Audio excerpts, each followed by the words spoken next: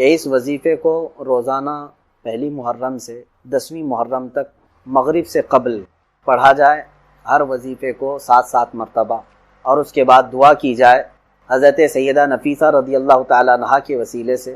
انشاءاللہ العزیز اللہ تبارک و تعالیٰ ہر آفت و بلا سے اور بیماریوں سے ہماری حفاظت فرمائے گا، اور بڑے سے بڑے مشکل کام بھی انشاءاللہ العزیز آسانی سے حل ہوں گے۔ اس وظیفے میں بڑی تاثیر ہے اور برکت ہے، میں اس کو پڑھا رہا ہوں، آپ حضرات بھی روزانہ اس کو مغرب سے قبل تلاوت کرنے کی کوشش کریں اپنے گھروں میں بھی۔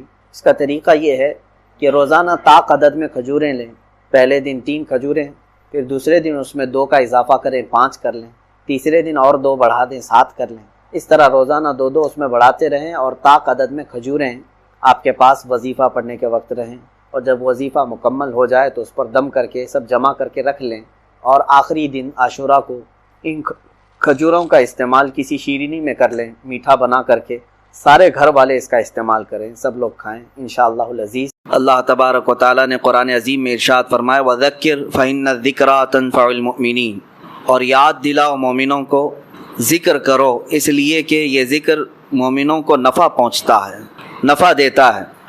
الا بذکر اللہ تطمئن القلوب، آگاہ ہو جاؤ مومنوں کے دل کا سکون اللہ کے ذکر میں ہے۔ ہم جب دنیا میں تھک جاتے ہیں تو سستانے کے لیے، سکون لینے کے لیے اچھی جگہوں کی تلاش کرتے ہیں۔ نبی پاک صلی اللہ تعالیٰ علیہ وسلم مسجد نبوی شریف میں ایک مرتبہ تشریف لائے تو دیکھا 2 محفلیں لگی ہوئی تھیں صحابہ کی۔ ایک محفل ایسی تھی جس میں صحابہ اکرام اللہ کا ذکر کر رہے تھے، اور ایک محفل ایسی تھی جس میں صحابہ اکرام علم حاصل کر رہے تھے، یعنی علم دین سیکھ رہے تھے، سکھا رہے تھے آپس میں ایک دوسرے کو۔ نبی پاک صلی اللہ تعالیٰ علیہ وسلم جب وہاں سے گزرے تو اپنے ساتھ ایک صحابی تھے، ان سے ارشاد فرمایا جب تم اللہ کے باغیچوں کے پاس سے گزرو تو کچھ پھل کھا لیا کرو، جب تم اللہ کے باغیچوں کے پاس سے گزرو تو کچھ پھل کھا لیا کرو۔ صحابہ اکرام نے عرض کیا یا رسول اللہ کے باغیچے کیا ہیں اور پھل کیا ہے؟ نبی پاک صلی اللہ علیہ وسلم نے فرمایا مسجد میں لگی ہوئی یہ محفل اللہ کے باغیچے ہیں، اور جو یہاں سے گزرا یا اس میں شرکت کیا گویا کہ اس نے اللہ کے باغیچوں میں سے پھل کھا لیا۔ اللہ کے ذکر کی مجالس صحابہ اکرام رضوان اللہ تعالیٰ علیہ مجمعین سے لے کر آج تک چلی آ رہی ہیں۔ تقریر اپنی جگہ پر، نعت اپنی جگہ پر، لیکن اللہ کے ذکر میں جو اثر ہے وہ کسی چیز میں نہیں۔ اور پورا قرآن کیا ہے؟ پورا قرآن کا ایک نام پتہ ہے آپ کو؟ قرآن مجید بھی آپ کہتے ہیں، قرآن کریم بھی، لیکن خود قرآن میں قرآن کا نام کیا آیا ہے؟ کئی جگہ پر تو اللہ نے قرآن ہی لفظ استعمال یعنی ارشاد فرمایا ہے قرآن، لیکن ایک جگہ اس کا نام الگ آیا ہے، انا نحن نزلنا الذکر، بے شک ہم نے ذکر کو نازل کیا ہے۔ یہاں جو ذکر ہے یہ قرآن کا نام ہے، یعنی پورا قرآن ہی اللہ کا ذکر ہے، اس کو ذکر کے نام سے یاد کیا گیا۔ قرآن پاک کا ایک نام ذکر ہے، وَإِنَّا لَهُ لَحَافِظُونَ، جو قرآن کی حفاظت کے لیے سب سے بڑی آیت ہے۔ اللہ نے جو وعدہ فرمایا ہم نے قرآن کو نازل کیا اور ہم ہی اس کی حفاظت کریں گے، تو یہ جو آیت ہے اس میں قرآن کا نام قرآن نہیں آیا، ذکر آیا ہے، ذکر ہے۔ اور آپ کو میں بتاؤں اس ذکر کا لفظ کتنی جگہ پر قرآن پاک میں آیا، اور قرآن میں ایک بہت ہی اہم تطبیق آپ کو میں بتا دوں، یعنی ریلیشن۔ ایک جگہ قرآن میں یہ فرمایا کہ بے شک ہم نے ذکر نازل فرمایا، ذکر سے مراد یہاں کیا ہے؟ قرآن۔ اور ایک جگہ میں آپ کو بتاتا ہوں، ایک جگہ اللہ تعالیٰ 19ویں پارے کی شروع میں ارشاد فرماتا ہے یا ویلتا لیتنی لم اتخذ فلانا خلیلا لقد اضلنی عن الذکر۔ کچھ لوگ قیامت کے دن چیخ چلا کر کے کہیں گے، یہ پکارتے رہیں گے کاش میں فلاں کی دوستی نہ کیا ہوتا تو اچھا ہوتا، کیونکہ کئی لوگ صرف دوستی کی وجہ سے جہنم میں جا رہے ہوں گے، بری صحبت کی وجہ سے۔ لیکن وہاں پر جو بندہ یہ کہے گا یا ویلتا لیتنی لم اتخذ فلانا خلیلا، فلاں کو میں دوست نہیں بنایا ہوتا تو اچھا ہوتا، تو وہ دوست اس کو کیا کیا تھا ایسا دنیا میں جس کی وجہ سے وہ وہاں واویلا مچا رہا ہے قیامت کے دن، اس کے ساتھ کیا ایسا دھوکہ کیا تھا اس نے، دوست نے کیا کیا تھا؟ گمراہ کیا یا کس چیز پر مبتلا کر دیا، جھوٹ پر یا کسی اور گناہ پر؟ نہیں، وہ بندہ خود ہی پکار کر کہہ رہا ہے قیامت کے دن اس کی دوستی سے سب سے بڑا نقصان ہوا کیا؟ وہ کہتا ہے لقد اضلنی عن الذکر، مجھے اس بندے نے ذکر سے روک دیا تھا، ذکر سے روک دیا تھا۔ قیامت کے دن یہ خود جو جہنم میں جا رہا ہے وہ کہے گا کہ مجھے اس نے ذکر سے روک دیا تھا۔ اب مفسرین فرماتے ہیں وہاں کون سا ذکر مراد ہے؟ ایک تو قرآن کا نام ذکر ہے، اور ایک جو قیامت کے دن بندہ کہہ رہا ہے مجھے فلاں کی دوستی نے جہنم تک پہنچانے کا راستہ آسان کر دیا، میں اس کی دوستی نہ کرتا تو اچھا ہوتا، کیوں؟ اس لیے کہ اس نے مجھے ذکر سے روکا۔ وہ کون سا ذکر ہے؟ مفسرین فرماتے ہیں وہاں ذکر سے مراد محمد رسول اللہ کی ذات ہے۔ حیرت کی بات نہیں ہے، ایک جگہ پورے قرآن کا نام ذکر ہے اور ایک جگہ میرے آقا کا نام ذکر ہے۔ پتہ یہ چلا کہ قرآن پڑھو تو ذکر الہی ہے، نعت رسول پڑھو تو بھی ذکر الہی۔ اسی کو اعلیٰ حضرت نے کیا فرمایا ہے؟ ذکر خدا جو ان سے جدا چاہو نجدیو، ذکر خدا جو ان سے جدا چاہو نجدیو، واللہ ذکر حق نہیں کنجی سقر کی ہے۔ مطلب کیا ہے؟ سقر جہنم کو کہتے ہیں۔ اگر کوئی یہ کہتا ہے کہ اللہ اللہ اللہ اللہ کہنے کا نام ذکر ہے، اعلیٰ حضرت فرماتے ہیں ذکر حق نہیں۔ اگر تو حضور کو چھوڑ کر کے کرنا چاہے ذکر، یہ ذکر نہیں، کنجی سقر کی ہے، یہ جہنم کی چابی ہے۔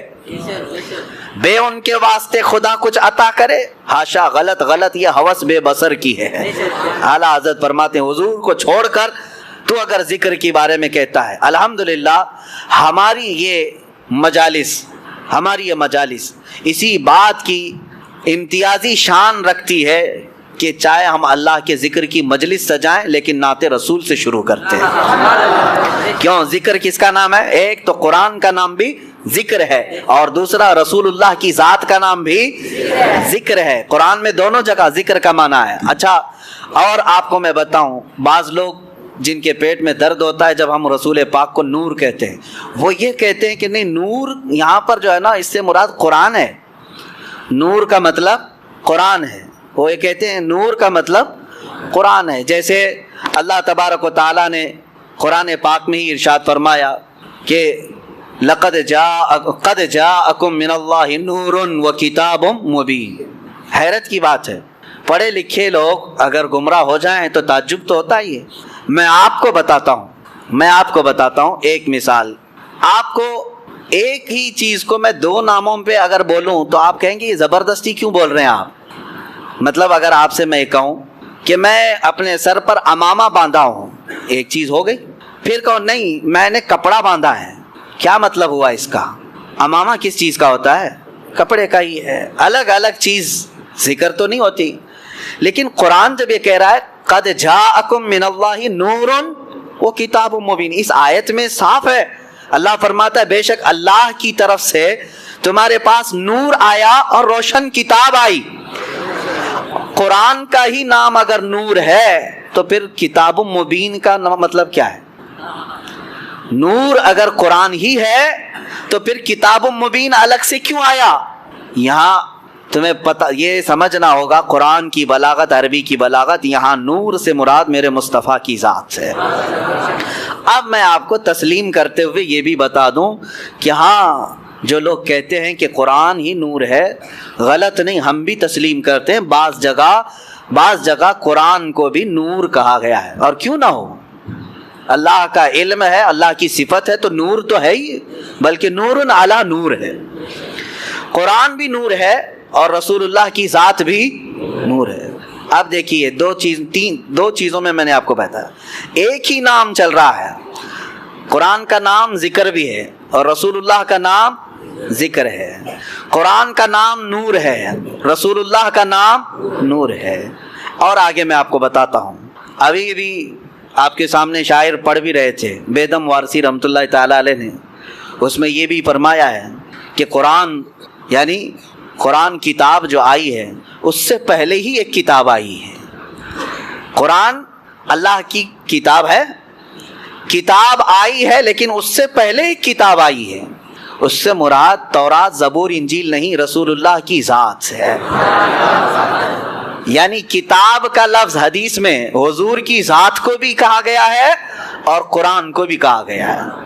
دونوں یہ جو چل رہے ہیں ریلیشن، اس کے اندر جو تعلق میں آپ کو بتا رہا ہوں توجہ سے، بہت سارے لوگ اس میں گمراہ ہوئے، اس کے لیے میں آج یہ تعلق بتا رہا ہوں. ذکر کس کا نام ہے؟ قرآن کا. اور ذکر کس کا نام ہے؟ رسول اللہ کا. نور قرآن کا نام ہے اور نور رسول اللہ کا نام. کتاب قرآن کو کہا گیا ہے، کتاب رسول اللہ کی ذات کو. آپ سوال کر سکتے ہیں ایک ذات بھلا کتاب کیسے ہو سکتی ہے؟ ایک ذات اس کو کتاب کیسے کہہ سکتے ہیں؟ کتاب میرے عزیزو آپ کو سمجھنا ہوگا کہ کتاب کیوں پڑھی جاتی ہے. کتاب سے حاصل کیا ہوتا ہے؟ کتاب پڑھ کر کے آدمی کچھ نالج لیتا ہے نا، کچھ سمجھتا ہے اور کچھ اس کو نئی معلومات حاصل ہوتی ہیں، اسی لیے تو کتاب ہوتی ہے. اب کتاب جو پڑھنے والی ہے، پیپر والی ہے، ورق والی ہے، اس سے پڑھ کر کے آپ کو کچھ نالج ملتا ہے. تو مجھے یہ بتائیں وہ صحابہ کس کو دیکھ کر کے اپنی زندگی بدل رہے تھے؟ وہ صحابہ قرآن ابھی جو نہیں پڑھے تھے، قرآن پورا آیا ہی نہیں تھا، اس سے پہلے ہی ان کی زندگیوں میں بہت بڑا انقلاب آیا تھا. وہ کون سی کتاب پڑھ رہے تھے؟ تمہیں ماننا ہوگا وہ کتاب یہ نہیں، وہ کتاب ذات رسول کو پڑھ رہے تھے. کتاب دونوں نام ہو گئے، دونوں نام ہو گئے. اب آئیے اور ایک میں کمبینیشن بتاؤں. سب سے پہلے کون پیدا ہوا دنیا میں؟ سب سے پہلے کیا پیدا ہوا؟ حدیثیں الگ الگ ہیں. سنیوں میں مشہور ہے کہ حضور صلی اللہ تعالیٰ علیہ وسلم نے ارشاد فرمایا کہ سب سے پہلے اللہ نے میرے، باقی آپ ہی کمپلیٹ کر رہے ہیں. پتہ ہے، ہر سنی کو پتہ ہے کہ سب جانتے ہیں حضور نے فرمایا سب سے پہلے اللہ نے، حضور نے کیا فرمایا؟ میرے نور کو پیدا. یہ سب کو پتہ ہے، لیکن حدیث اور بھی ہے. حدیث میں، ایک حدیث میں میرے آقا صلی اللہ علیہ وسلم فرماتے ہیں سب سے پہلے اللہ تعالیٰ نے قلم کو پیدا کیا. سب سے پہلے اللہ نے قلم کو پیدا کیا. اور ایک حدیث میں ہے حضور اکرم صلی اللہ تعالیٰ علیہ وسلم فرماتے ہیں سب سے پہلے اللہ تعالیٰ نے لوح محفوظ کو پیدا کیا. ساری کائنات سے پہلے کسی بھی چیز کا ذکر نہیں ہے وہاں، کسی بھی نور کا ذکر نہیں. حضور نے فرمایا سب سے پہلے اللہ تعالیٰ نے لوح محفوظ کو پیدا کی. تختی جس پر ساری کائنات لکھی گئی ہے، یہ لوح محفوظ کو. اب تطبیق دے کر کے بتاؤ، حضور پاک صلی اللہ تعالیٰ علیہ وسلم نے ایک حدیث میں فرمایا سب سے پہلے اللہ نے میرے نور کو پیدا کیا. ایک حدیث میں حضور فرما رہے ہیں سب سے پہلے اللہ نے قلم کو پیدا کیا. ایک حدیث میں فرما رہے ہیں سب سے پہلے اللہ نے لوح محفوظ کو پیدا کیا. آخر سب سے پہلے آیا کون؟ تو یہ فیصلہ جو ہے صرف عاشقان رسول کر سکتے ہیں. فنا فی الرسول، عاشق رسول. اقبال لاہوری فرماتے ہیں، قلندر لاہوری، علامہ اقبال یہ کہتے ہیں اس کا فیصلہ یہ ہے یا رسول اللہ لوح بھی تو قلم بھی تو، تیرا وجود الکتاب، ساری چیزیں آپ ہیں یا رسول اللہ. جو حدیث میں حضور نے فرمایا لوح پہلے پیدا ہوا، قلم پہلے پیدا ہوا، کتاب پہلے پیدا ہوئی، اقبال نے کہہ دیا یہ ساری چیزیں نام الگ الگ ہیں، سب کا مراد ایک ہی ہے یا رسول اللہ لوح بھی تو قلم بھی تو، تیرا وجود الکتاب، گنبد آبگینہ رنگ تیرے محیط میں حباب. اور پھر ایک جگہ اقبال یہ کہتے ہیں کہ نگاہ عشق و مستی میں وہی اول وہی آخر. ہاں ایک مسئلہ یہ بھی ہے کہ رسول کریم صلی اللہ تعالیٰ علیہ وسلم سب سے پہلے پیدا ہوئے، سب سے پہلے پیدا ہوئے اور پھر سب سے اخیر میں آئے، سب سے اخیر میں آئے. اس کو بعض شارحین یوں کہتے ہیں کہ بیج زمین میں بویا جاتا ہے، زمین میں سب سے پہلی چیز کیا ہوئی؟ بیج. بیج سے پودا نکلا، پودے سے شاخیں بڑھتی گئی، درخت ہو گیا، درخت ہو جانے کے بعد ٹہنیاں، پتے، پھر اس کے بعد پھول لگے، پھول کے بعد پھل آئے اور پھل کے بعد اندر کیا نکلا؟ بیج. یعنی اس درخت کی آخری چیز وہی بیج ہے جو زمین میں ہم نے بویا تھا. جو زمین میں بیج تھا وہی پکنے کے بعد آخر میں وہی بیج آیا. تو اقبال یہ کہتے ہیں نگاہ عشق و مستی میں وہی اول وہی آخر.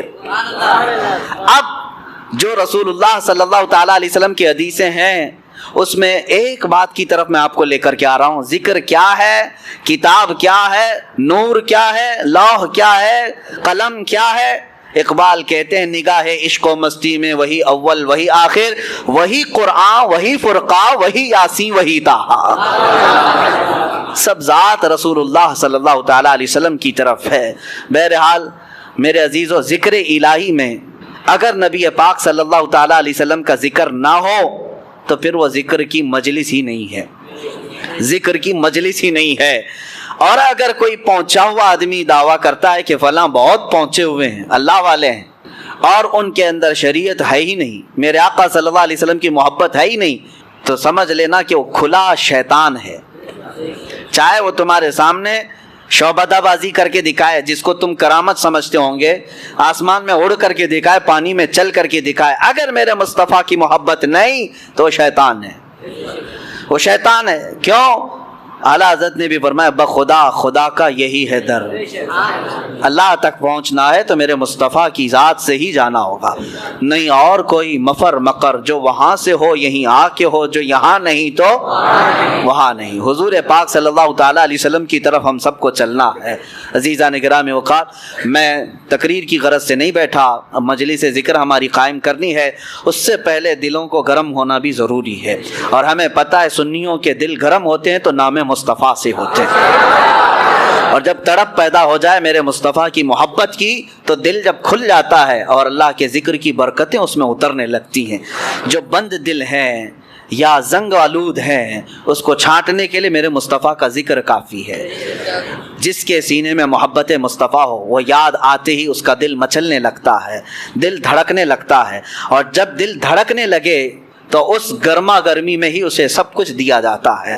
آپ کو پتہ ہے بہت ساری چیزیں نقش کرنے کے لیے تپانا پڑتا ہے، ہاں سونے کو نقش کرنے کے لیے پہلے آگ میں تپایا جاتا ہے، جب وہ گرم ہو جائے تو چھوٹی سی ہتھوڑی سے اس پر اچھا خاصا نقش بن جاتا ہے۔ تو ہمیں پہلے اپنے دل کو تپانا ہے عشق مصطفیٰ میں، پھر ذکر الہی کی ضرب لگاؤ اس دل پر، دیکھنا پھر نقش بنتا چلا جائے گا، نقش بنتا چلا جائے گا۔ لیکن جتنے بھی اذکار ہیں، جتنے بھی ذکر آپ کریں گے، بے عشق مصطفیٰ کے کچھ نہیں۔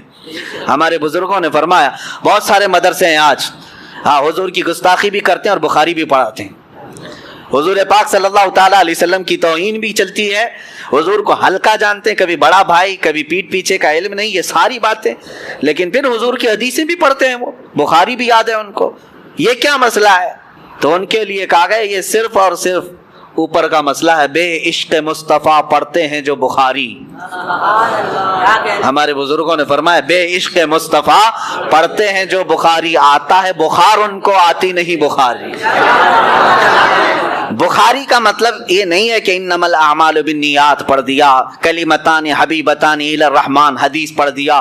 بخاری کا مطلب یہ لفظی احادیث پڑھنا نہیں ہے، بخاری کا مطلب یہ ہے، ایک بزرگ کی بات میں بتاتا ہوں، احمد آباد کے رہنے والے تھے غالباً، تو وہ ان کے متعلق مشہور تھا پڑھے لکھے نہیں ہیں، بہت سارے لوگ یہ سمجھتے تھے، وہ جذب کے عالم میں رہتے تھے، پرانے کپڑے، پرا گندہ بال، ذکر الہی میں مشغول، ایسا لگتا تھا کہ یہ عام آدمی ہے، دیہاتی آدمی، لیکن کچھ لوگوں کو میں آپ کو یہ بتا دوں، شیخ سعدی رحمۃ اللہ علیہ کی ایک بات نصیحت ہے، ہر بیشا گما مبر کے خالیس شاید کے پلنگ خفتہ باشد، ہر جنگل کو خالی مت سمجھ لینا، کسی جنگل میں شیر سویا ہوتا ہے، ہر جنگل کو خالی مت سمجھنا، یہ شیخ سعدی رحمۃ اللہ علیہ نے فرمایا، ہر انسان کو ایرا غیرا نتھو کھیرا مت سمجھ لینا اس کے ظاہر کو دیکھ کر، ہاں ارادت ہو تو دیکھ ان کو ید بیضا لیے بیٹھے ہیں اپنی آستینوں میں، کچھ فقراء کچھ قلندر ایسے ہوتے ہیں۔ تو یہ درویش جن کے بارے میں بتا رہا ہوں، اللہ والے تھے، ذکر الہی میں رہتے تھے، لیکن مدرسے میں پڑھنے والے طلباء اور کچھ علماء وہ مذاق بھی اڑاتے تھے، لوگ خواہ مخواہ پیچھے چلتے رہتے ہیں اس بوڑھے کے، کیا آتا جاتا تو کچھ ہے نہیں۔ تو ان لوگوں نے سب لوگوں کو الگ الگ ورغلایا بھی۔ ایک دن لوگوں نے کہا نہیں بابا اللہ اور اس کے رسول کا ہی ذکر کرتے ہیں، کہا کچھ نہیں ہے، پڑھے لکھے نہیں ہے وہ۔ تو یہ باتیں بہت پھیل گئی، تو ایک دن اس درویش کے پاس کچھ طلباء آئے، کچھ علماء آئے، کہا کہ بابا جی ہم آپ سے بہت متاثر ہیں، انسپائر ہیں آپ سے بہت زیادہ، اور ہم آپ کی بڑی عزت کرتے ہیں، ہم آپ کو اپنے مدرسے میں مہمان بلا کر کے لے جا رہے ہیں، آئیے۔ توہین تھی، مدرسے میں لے آئے اور سیدھے مسند پر بٹھا دیے جہاں بخاری شریف پڑھائی جاتی تھی. جو شیخ الحدیث بیٹھتے تھے کہا کہ بابا جی بیٹھے, ہم آپ سے فیض اٹھانا چاہتے ہیں, بخاری شریف پڑھائیں. وہ ڈھکوسلے پیر نہیں تھے جو لوگوں کے چورے پر اپنی زندگی گزارتے ہوں, وہ فنا فی اللہ تھے. یہ اور بات ہے کہ ظاہراً ان کے خد و خال غریبوں سے نظر آتے تھے. بیٹھے, کہا کہ بیٹا میری یہ مجال نہیں ہے, یہ میرا میدان نہیں ہے, مجھے اس سے دور رکھو. انہوں نے کہا نہیں, بڑا چرچا آپ کا ہے, آج آپ کو بخاری پڑھانا ہی, بخاری پڑھانی. بہت ضد کیا, اصرار کیا, تو انہوں نے بخاری شریف کھول دی. سارے طلباء بھی تھے, علماء بھی تھے, بڑے بڑے علماء بیٹھے ہوئے تھے. اب اس مرد حق, مرد قلندر نے جو بخاری شریف کو شروع کیا, ان عمر رضی اللہ تعالیٰ عنہ قال قال رسول اللہ صلی اللہ علیہ وسلم انما الاعمال بالنیات, یہاں سے شروع کیا. حدیث پڑھتے رہے پڑھتے رہے پڑھتے رہے. بخاری شریف کی حدیثیں ایک جلد, دو جلد, تقریباً کئی ہزار حدیثیں ہیں. جا کر کے آخری حدیث کلمتان حبیبتان الی الرحمن خفیفتان علی اللسان ثقیلتان فی المیزان سبحان اللہ و بحمدہ سبحان اللہ العظیم, بخاری شریف کی ختم تک پہنچ گئے. حدیث روایت کے ساتھ, سند کے ساتھ, صحابہ کے ناموں کے ساتھ پوری حدیثیں. میرے عزیزو, یہ گھنٹے دو گھنٹے کی بات نہیں, پوری بخاری پڑھنے کے لیے کم از کم میں فاسٹ بھی پڑھوں, قرآن کو سنانے کے لیے 30 دن لگ جاتے ہیں. بخاری شریف اس سے بھی زیادہ ہے. قرآن شریف میں 30 پارے ہیں, تلاوت سے ہو جائیں گے. بخاری شریف میں سندیں پڑھتے پڑھتے وقت ہو جائے گا. اگر اسی طرح 1 گھنٹے کی تراویح کا معاملہ ہو تو بخاری کو سنانے کے لیے 2 مہینے لگ جائیں گے. انہوں نے ایک مجلس میں پوری سنائی, سب کپڑے پھاڑنے لگ گئے, چیخنے لگ گئے, چلانے لگ گئے, اور اس کے بعد وہ اپنا عصا اٹھائے اور کھڑے ہو گئے. ان کو لے کر کے گئے, ایک عالم دین ان کے قدموں میں گر گئے, اور اس کے بعد کہا بابا ہمیں معاف کر دیں, ہم نے کبھی یہ نہیں سوچا تھا کہ آپ بخاری شریف بھی پڑھتے ہیں یا پڑھاتے ہیں, یہ کمال کی بات ہے, ہماری بدگمانی کو معاف کریں. انہوں نے ہنس کر مسکرا کر ایک تھپڑ لگایا اور کہا جاؤ میاں, میں کہاں پڑھاتا ہوں, اور حقیقت تو نے جو گمان کیا ویسا ہی میں ہوں, میں پڑھا لکھا نہیں ہوں. کہا پوری بخاری پڑھا دیے. کہا میں کہا, سامنے رسول اللہ بول رہے تھے, میں پڑھ رہا تھا. اللہ اکبر. سامنے مصطفیٰ کریم صلی اللہ علیہ وسلم بیٹھے تھے, وہ بولتے جاتے تھے اور میں سن کر کے بیان کرتا جاتا تھا. اس کو کہتے ہیں بخاری شریف پڑھنا. عشق مصطفیٰ جو پڑھتے ہیں بخاری, آتا ہے بخار ان کو, آتی نہیں بخاری. ساری چیزوں کا کل ملا کر کے حاصل کلام ایک ہی ہے, وہ جو نہ ہو تو کچھ نہ ہو. جان ہے وہ جان, اور جان ہے تو اب ہماری جان ہے. جان کا ذکر اگر نہ ہو, آخری بات میں عرض کرتا ہوں. آپ کو پتہ ہے غار ثور میں جب مصطفیٰ کریم صلی اللہ تعالیٰ علیہ وسلم تھے حضرت ابوبکر صدیق کے ساتھ, کفار مشرکین ارد گرد گھومتے دیکھ کر کے چلے گئے, نظر کیوں نہیں آئے؟